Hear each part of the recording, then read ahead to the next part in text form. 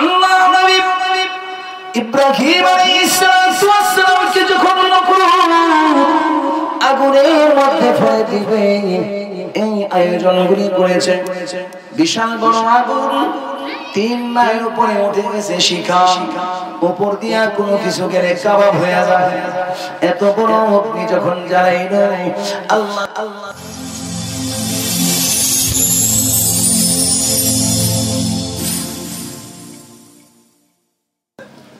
السلام عليكم ورحمة الله وبركاته.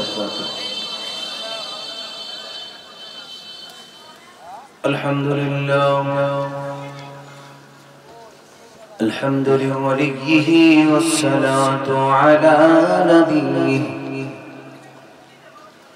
والوزن والعدل والفضل والنزم والعزم بالجزم بوحدته بكبريائه بسلطان وبإعلان وبإتقان وبإيمان وبيان في فرقان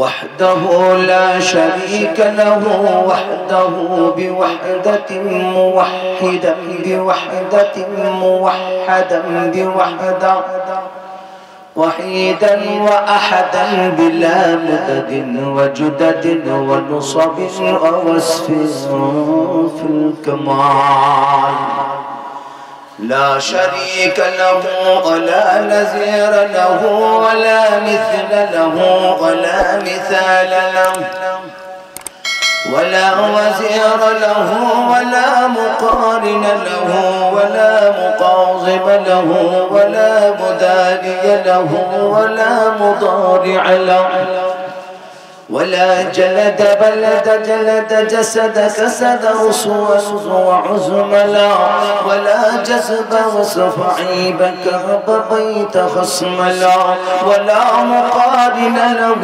ولا مقاضب له ولا مداني له ولا مضارع له ولا مضارع له ولا مناظر له ثم نشهد أن لا إله إلا الله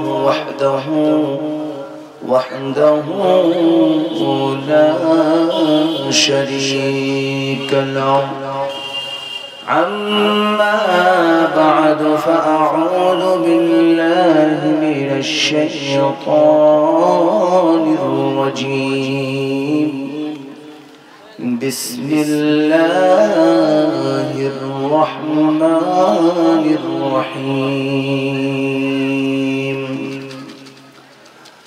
أمن يجيب المضطر إذا دعاه ويكشف السوء ويجعلكم خلفاء الأرض أإله مع الله قليلا ما تذكرون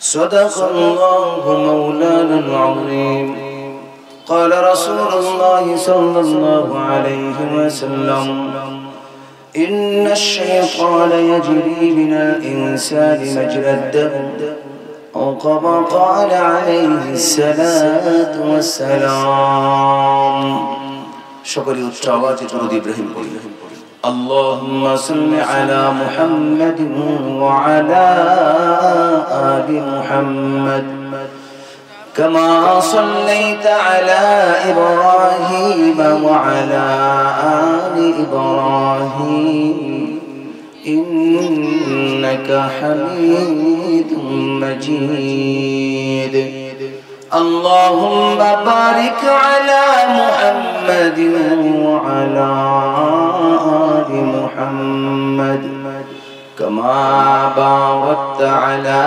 إبراهيم وعلى آل إبراهيم إنك حميد مجيد سبحانك لا علم لنا إلا ما علمتنا إنك أنت العليم الحكيم آتنا في دار الدنيا لا حسن آتنا في دار القرى لا حسن يا غياث مستغيثين اهدنا لا افتخار بالعيون والغنى قادر قدرة داري بالكمال أنت ربي أنت حسبي ذو الجلال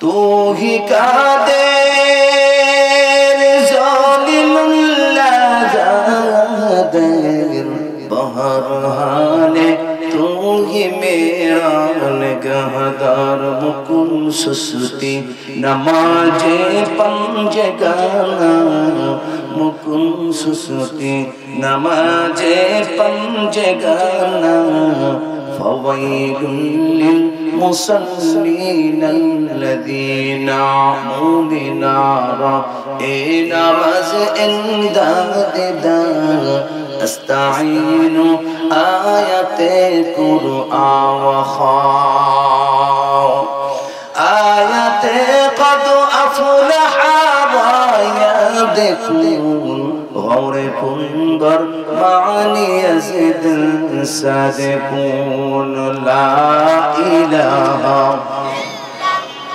جرے اچھ آوازے لا إله جوڑے لا إله إلا الله لا إله আল্লাহর নামের সাথে আপনাদের কারো দুশমনী আছে আর একটু জোরে কোন যদি দুশমনী না থেকে থাকে জবান কে দিয়েছেন আর একটু জোরে কোন কে দিয়েছেন আল্লাহর দেয়া জবান দিয়ে আল্লাহর পক্ষে কথা বলবো কোনো ভয় আছে কোনো শঙ্কা আছে কথা বলবো কার পক্ষে আর একটু জোরে বলেন কার পক্ষে জিকির হবে কার জিকির কার হবে আল্লাহর জিকির করব কাউকে ভয় করব ইনশাআল্লাহ لا إله إلا الله لا إله لا إله إلا الله لا إله إلا الله لا إله যার দিলে আছে আল্লাহর ভয় আল্লাহ আল্লাহ সব সময় যার দিলে আছে আল্লাহর ভয় আল্লাহ আল্লাহ সব সময় দুনিয়াদারি ভালো লাগে না দুনিয়াদারি ভালো লাগে না দিলে শুধুই এক আল্লাহ লা ইলাহা আর জোরে লা ইলাহা জোরে লা ইলাহা ইল্লাল্লাহ লা ইলাহা বহু দূরে মদিনা আমরা কেমনে যাব জানি না মদিনায় যাওয়ার ইচ্ছা আছে কার কার হাত তুলে আল্লাহকে দেখাই জোরে একটা তাকবীর হবে লিল্লাহি তাকবীর লিল্লাহি তাকবীর বহু দূরে মদিনা আমরা কেমনে যাব জানি না দয়া কর দয়াল আল্লাহ দয়া কর দয়াল আল্লাহ পুরা মনের বাসনা লা ইলাহা জোড়ে লা ইলাহা لا إله إلا الله لا إله ইলাহা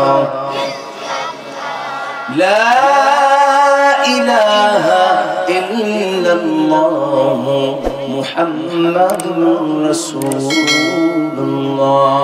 জোরে জোরে বলি সাল্লাল্লাহু আলাইহি ওয়াসাল্লাম। এমএইচ মাদ্রাসা ও এতিমখানার উদ্যোগে হাফেজ ছাত্রদের পাগড়ি প্রদান উপলক্ষে 2 দিন ব্যাপী ওয়াজ মাহফিলের সম্মানিত সভাপতি দিগার মুআজ্জাজ মুকাররম উলামায়ে কেরাম, আমার পর্দার আড়ালে অত্যন্ত সম্মানিতা মা ও বোন, আল্লাহ পাক রব্বুল আলামিনের আলিশান দরবারে লাখো কোটি শুকর ও সুজুদ যে মহান রব্বে কারীম জামানায় চলমান বিভিন্ন প্রকার ফিতনা থেকে ফাসাদ থেকে আমাকে আপনাকে অত্যন্ত মহব্বত করে ভালোবেসে বরকতি এক মজলিসে আসার বসার সুযোগ করে দিয়েছেন। সেজন্য মহান রবের দরবারে জবান খুলে উচ্চ আওয়াজে সকলে পড়ি আলহামদুলিল্লাহ। আর একটু জোরে পড়ি আলহামদুলিল্লাহ। শ্রোতা যে কয়জন আছে আলহামদুলিল্লাহ, জান্নাতের মধ্যে কি ধাক্কা দিবি? আমার সাথে একটু কথা কইেন না। জান্নাতে কি ধাক্কা দিবি হওয়ার সম্ভাবনা আছে? আপনারা ট্রেনে চড়ছেন তো? ট্রেনে চড়েন নাই? ট্রেনের মধ্যে 2 ধরনের বগি থাকে। একটা হলো ভিআইপি বগি, এটা কি ভিআইপি, আর একটা হলো লোকাল বগি, যেখানে 5 টাকা 7 টাকা টিকিট কাইটাও উঠে, আবার কখনো না কাইটাও উঠে। আছে না নাই? আচ্ছা বলেন তো দেখি, যেটা ভিআইপি বগি সেখানে ধাক্কা ধাক্কি ঠেলাঠেলি বেশি হয় না যেটা লোকাল বগি এটাতে বেশি হয়? লোকাল বগি। তার মানে বোঝা গেল লোকাল বগিটা হইল দুনিয়ার জমিনে ওই সমস্ত জায়গা যেখানে গুনাহ বেশি হয়। কথা কোন ঠিক কি? কারণ দেখবেন এই যে আজকের এই মজলিস, এটা আল্লাহর কাছে বড় দামি।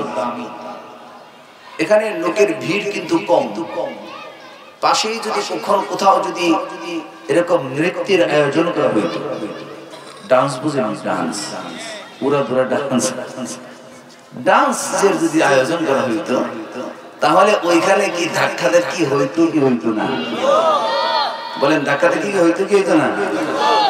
অর্থাৎ ওইগুলা হইল লোকাল বগির মতো, যেখানে গেলে চুরি হওয়ার ভয় থাকে, কারো মোবাইল থাকে না, কারো টাকা থাকে না, আছে না নাই?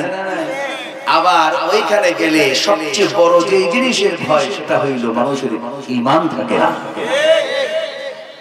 আর এইটা হইল দুনিয়ার জমিনের মধ্যে ভিআইপি জায়গা, যেখানে হাজার না লক্ষ না কোটি কোটি মানুষ যদি একসাথে জড়ো হয়ে যায়, এই ময়দানে কোনোদিন কারো সাথে ঝগড়া হবে না, মারামারি হইব। হ্যাঁ, এজন্য এই জায়গাটি কি বলেন?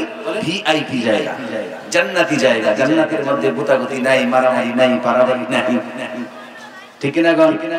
এজন্য আমরা যারা বসে গেছি, আমরা কি ভুল করছি? জুড়ে বলেন, ভুল করছি?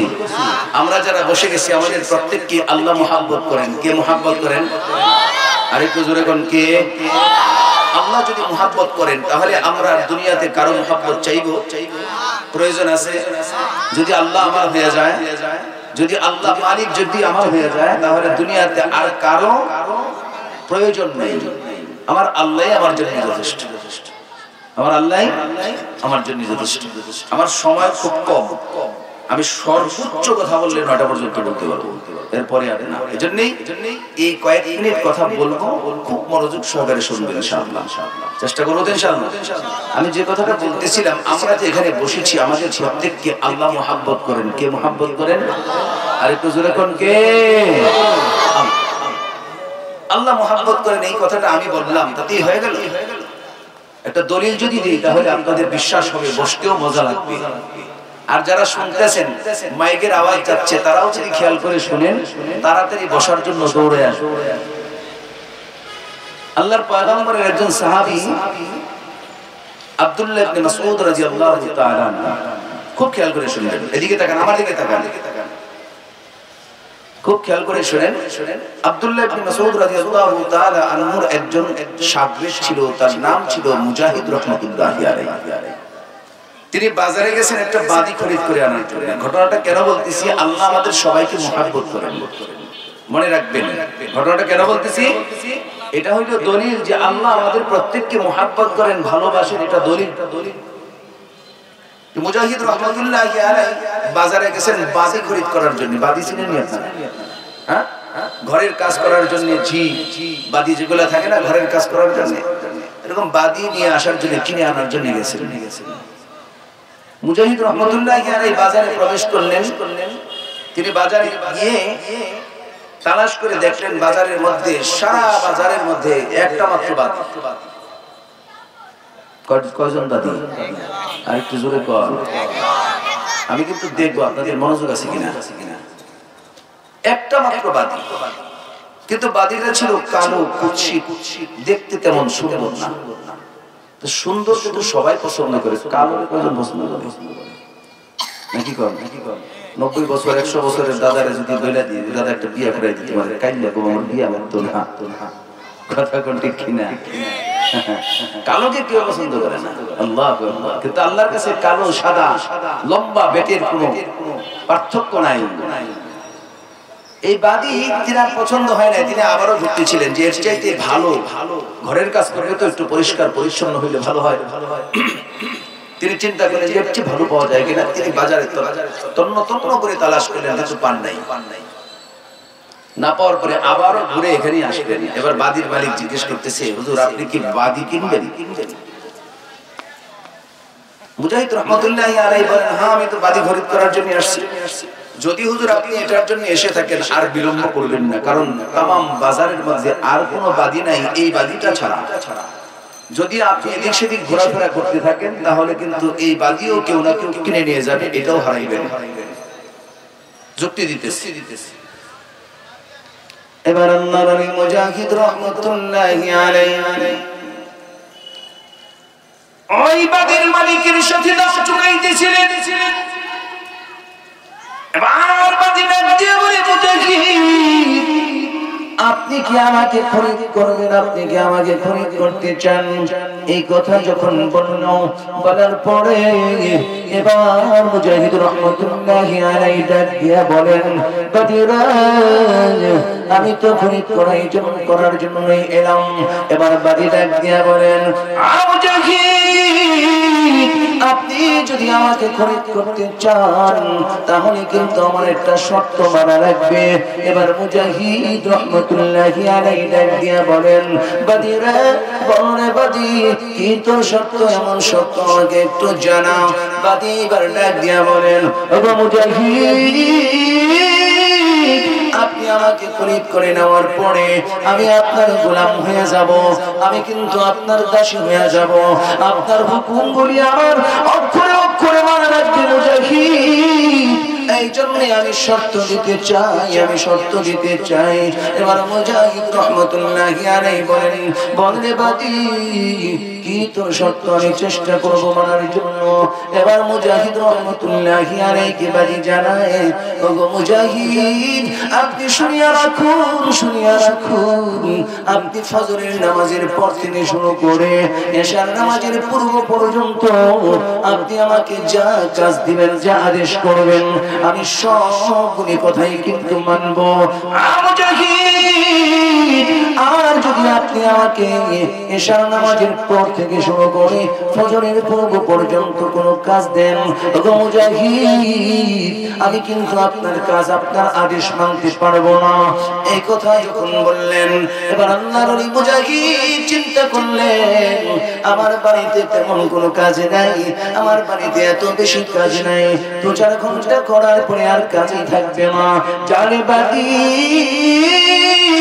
আমি তোর শর্ত মেনে নিলাম। এইভাবে যখন বলল এবার বাদিকে খরিদ করিয়া আল্লাহর ওলি মুজাহিদ রহমাতুল্লাহি আলাইহি বাড়ি নিয়ে যান। বাড়িতে নিয়ে যাইয়া এমন একটা জায়গায় থাকতে দিলেন যেখানে একটা কামরার মধ্যে মুজাহিদ রহমাতুল্লাহি আলাইহি থাকেন, মাঝখানে একটা পার্টিশন মাত্র, পরের কামরার মধ্যে ওই বাদিকে থাকতে দিলেন। এইভাবে যখন চলতেছিল হঠাৎ একদিন আল্লাহর ওলি মুজাহিদ রহমাতুল্লাহি আলাইহি তিনি তার ঘুমটা যখন ভেঙে যায় মধ্য রজনীতে তার ঘুমটা ভেঙে গেলে তিনি লক্ষ্য করে শুনেন কোথা থেকে যেন একটা কান্নার আওয়াজ ভেসে আসে গুন গুন গুন গুন করে করে কান্না করে মুজাহিদ ওই কান্নার আওয়াজটা নির্ণয় করার চেষ্টা করলেন কিন্তু পারেন নাই আবারও তিনি চাইলেন মুজাহিদ রহমাতুল্লাহি আলাইহি চিন্তা করলেন মনে হয় রে আমার পাশের ঘর থেকে বাতি বুঝি গুনগুন করে করে কান্না করে এবার মুজাহিদ রহমাতুল্লাহি আলাইহি তার কানটা বেড়ার মধ্যে লাগাইয়া দিয়ে তিনি শুনতে পান ওই বাতি আল্লাহ পাক রব্বুল আলামিনের দরবারে তুই খানা হাত বাড়াইয়া দিয়া কান্দে আর বলে প্রভু আপনি না আমাকে বড় মহব্বত করেন ভালোবাসেন আপনার ভালোবাসার দোহাই দিয়া বলি আপনি আমার तमाम জীবনের গুনাহগুলিকে মাফ করিয়া দেন জোরে কয় না সুবহানাল্লাহ কি বলছে যে আল্লাহ আপনি না আমাকে মহব্বত করেন ভালোবাসেন আপনার ভালোবাসার দোহাই দিয়া বলি আপনি আমার तमाम জীবনের গুনাহগুলি মাফ করে দেন এই যে কথাটা বলছে বাকি কথাটা কি খারাপ বলছে জোরে কোন খারাপ কথা বলছে এবার আল্লাহর মুজাহিদ রহমাতুল্লাহি আলাইহি বড় রাগান্বিত হলেন বাদীকে ডাক দিয়া বলেন বাদী রে আয় রে বাদী এদিকে আয় এত বড় গোষ্ঠা কি তুই কেমনে করলি আমার আল্লাহ পাক রব্বুল আলামিনের সাথে এত বড় বেয়াদবি তুই কেমনে করলি तमाम পৃথিবী সমস্ত আল্লাহর গোলামেরা আল্লাহ পাক রব্বুল আলামিনের ভালোবাসা পাওয়ার মুহতাজ রে আর তুই কিনা বলিস তোকে আল্লাহ পাক রব্বুল আলামিন ভালোবাসে এটা তুই কেমনে বললি তোর কাছে কি ওহী নাযিল হয় তোর কাছে কি ওহী নাযিল হয় যে আল্লাহ তোকে মহব্বত করেন কথাটা যে বললি এটা দলিল কোথায় জিজ্ঞেস করতেছিস কেমনে তুই কথাটা বললি আবাদি শোন तमाम পৃথিবীর সমস্ত আল্লাহর গোলামেরা আল্লাহ পাক রব্বুল আলামিনের ভালোবাসা পাওয়ার মুহতাজ রে তুই কিনা বলতে পারলি তোকে আল্লাহ ভালোবাসেন मोहब्बत अपना मुझको आए खुदा दे मोहब्बत अपना मुझको आए खुदा दे मुझे भी जामे उल्फत एक पिला दे मुझे भी जामे उल्फत एक पिला दे मुझे खोया मेरे अक्लों फिरत ले मुझे खोया मेरे अक्लों फिरत ले खुदाया अपना दीवाना बना दे खुदाया अपना दीवाना बना दे अल्लाहु अकबर कौन अरे कुछ रे अल्लाहु अकबर आबादी तमाम पृथ्वीर समस्त আল্লাহর গোলামেরা আল্লাহ পাক রব্বুল আলামিনের ভালোবাসা পাওয়ার মুহতাজ রে আর তুই কিনা বলতে পারলি আমার আল্লাহ তোকে ভালোবাসেন এই কথা যখন বললেন বাদী ডাক দিয়া বলেন ওগো মুজাহিদ আপনি না জামানার মধ্যে শ্রেষ্ঠ একজন সব জামানার মধ্যে শ্রেষ্ঠ একজন ওলি ওগো মুজাহিদ আপনি জামানার একজন শ্রেষ্ঠ মুহাদ্দিস কিন্তু আমার মনে হয় গো আপনার প্রশ্ন শোনার পরে আমার মনে হয় আমার পয়গম্বরের একটা হাদিস এখনো পর্যন্ত আপনার কাছে পৌঁছে নাই মুজাহিদ রহমাতুল্লাহি আলাইহি ডাক দিয়া বলে বাদী কোন হাদিসটা আমার কাছে এখনো পর্যন্ত পৌঁছে নাই এবার বাকি হাদিস পড়ে শোনায় আমাদের দেশের বাড়ির মালিকই তো সূরা ফাতিহা জানে না কথা কয় না আরে জোরে কয় আমাদের দেশের বাড়ির মালিক সূরা ফাতিহা জানে না কিন্তু ওই বাকি হাদিস পড়ে শোনায় আনাস রাদিয়াল্লাহু তাআলা আনহু قال قال رسول الله صلى الله عليه وسلم ان الله اذا اراد بعبد خيرا استعمله فقيل كيف يستعمله يا رسول الله قال يوفقه لعمل صالح قبل الموت الله اكبر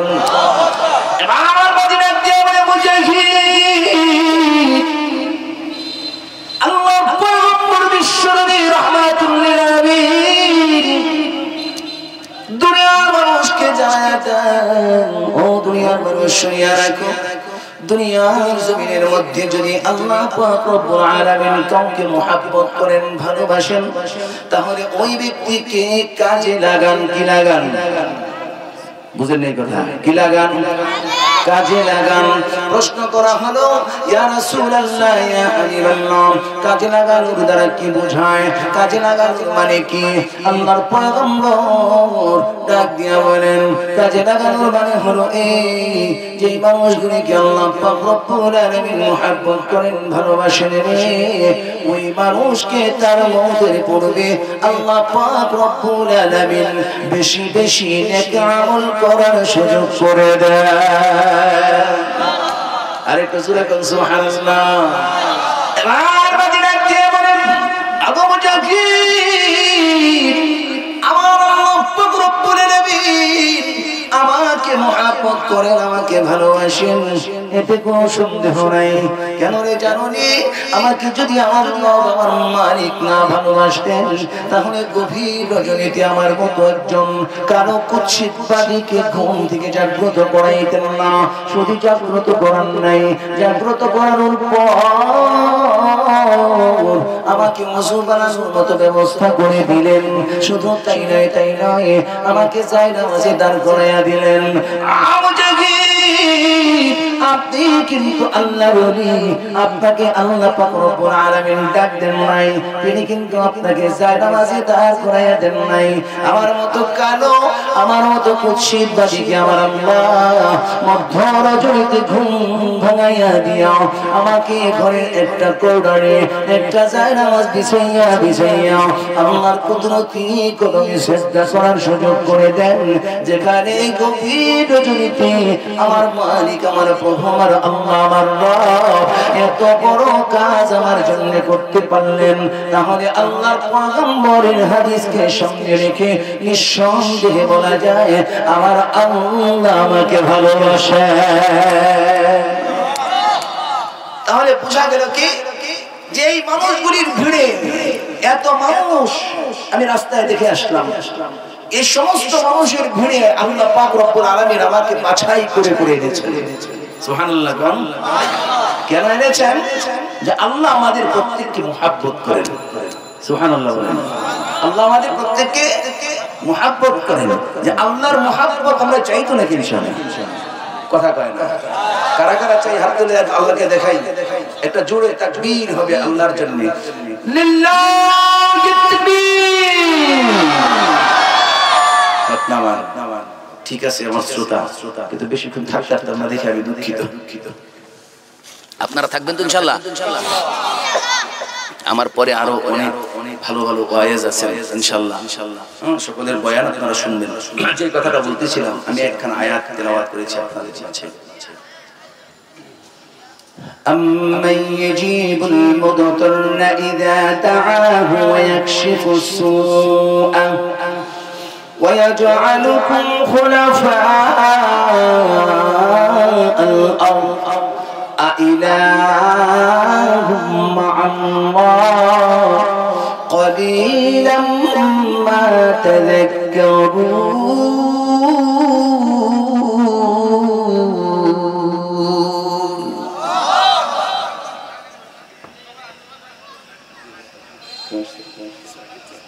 সম্মানিত উপস্থিতি, যে আল্লাহ পাক রব্বুল আলামিন কোরআনুল কারীমে এই আয়াতের মধ্যে বলেছেন, প্রধান অতিথি আমাদের প্রধান অতিথি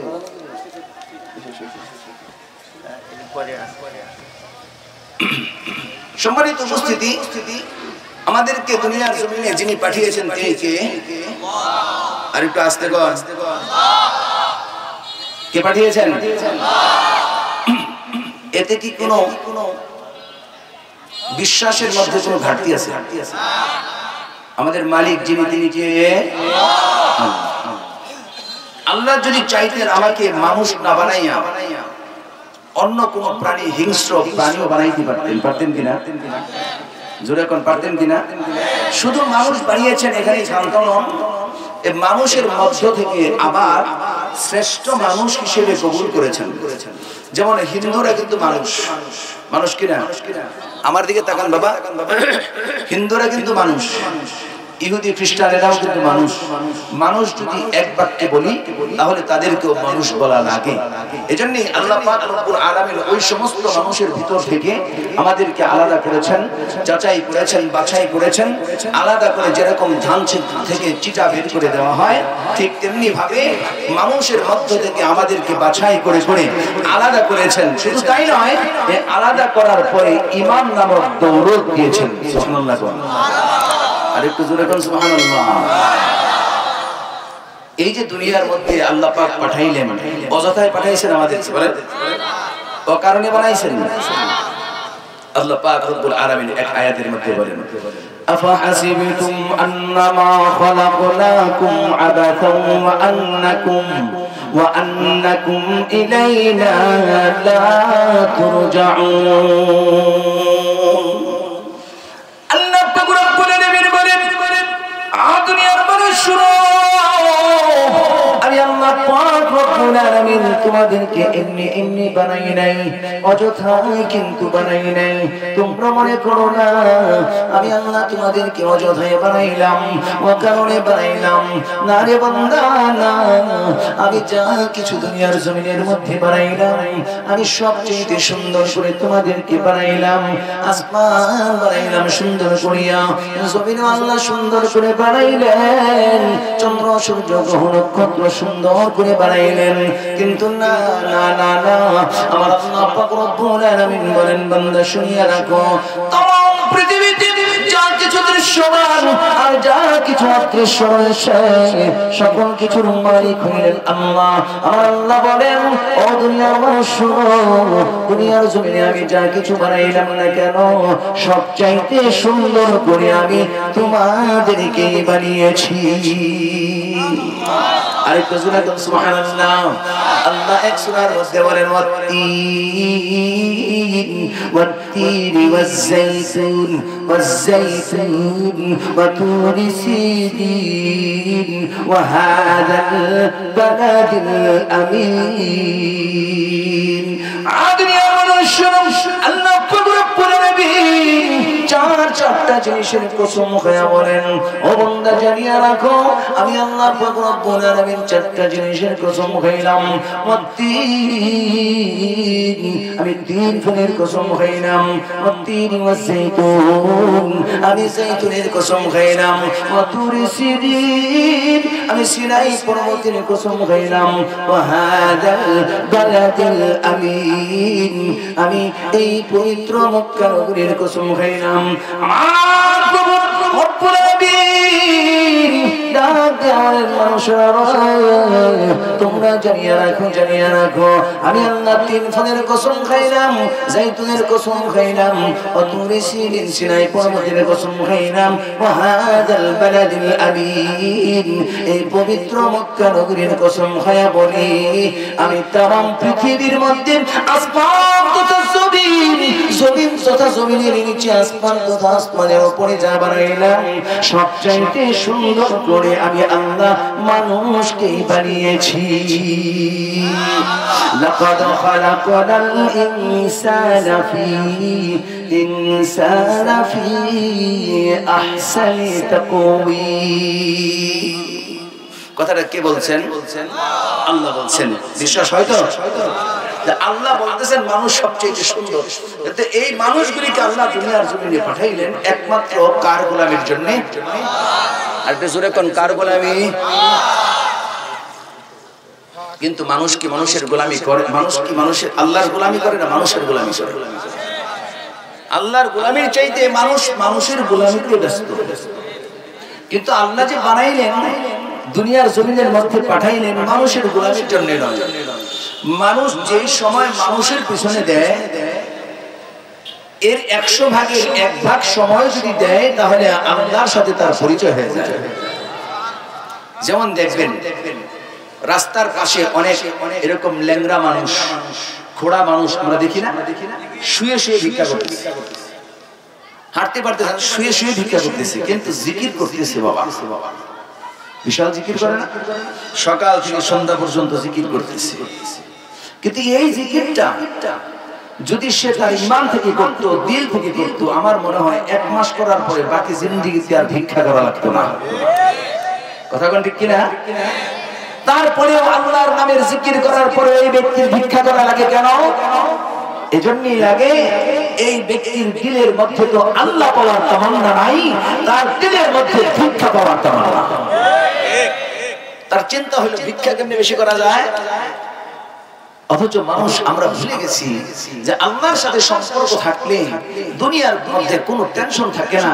যে ব্যক্তির সম্পর্ক আল্লাহর সাথে হয়, এই ব্যক্তির দুনিয়ার মধ্যে কোনো ভয় নাই, আখিরাতের মধ্যেও তার কোনো চিন্তা নাই, ভয় নাই। আল্লাহু আকবার। যেমন ইব্রাহিম আলাইহিস সালাম আগুনের মধ্যে ফেলে দিবে ইব্রাহিম আলাইহিস সালাম কি শুনছেন তো আপনারা ঘটনা? তারপরেও বলি শুধু স্মরণ রাখায় দেওয়ার জন্য, আল্লাহ নবী ইব্রাহিম আলাইহিস সালামকে যখন আগুনের মধ্যে ফেলে দিবে এই আয়োজনগুলি করেছে। বিশাল বড় আগুন, 3 মাইল উপরে উঠে গেছে শিখা, উপর দিয়া কোনো কিছু গেলে কাবাব হয়ে যায়। এত বড় অগ্নি যখন জ্বালাইল, আল্লাহ